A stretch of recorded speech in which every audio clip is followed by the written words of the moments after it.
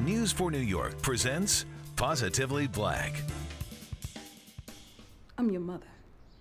You think I'm satisfied with this life? Oscar winner Jennifer Hudson is far from a dream girl in her role as Gloria, a drug-addicted mother in The Inevitable Defeat of Mr. and Pete. The story shows what it takes for her 14-year-old son, Mr., to fend for his life in Bed-Stuy, Brooklyn, alongside his friend, Pete, after his mother's unable to hold a job and stay out of jail.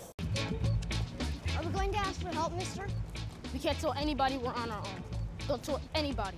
That's what tripped Gloria up, is the fact that, you know, she thought she was completely on her own, and she thought for a minute she could do it all by herself, and ended up leaving her child all alone. From the simple tattoos to actually meeting with former drug addicts, Hudson says her preparation for the role of Gloria was unlike any other. What was the process of preparing for that role? I would just sit and listen to different stories, and even also learn about the actual drug.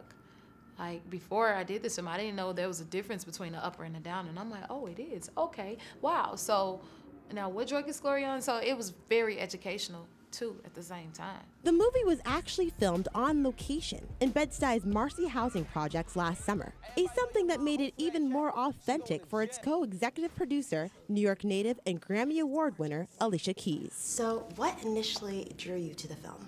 But me being like really born and raised in New York, it's just the story. It transcends color and it transcends age. It transcends like all these things that we think hold us back, and it really shows you, how much alike we are.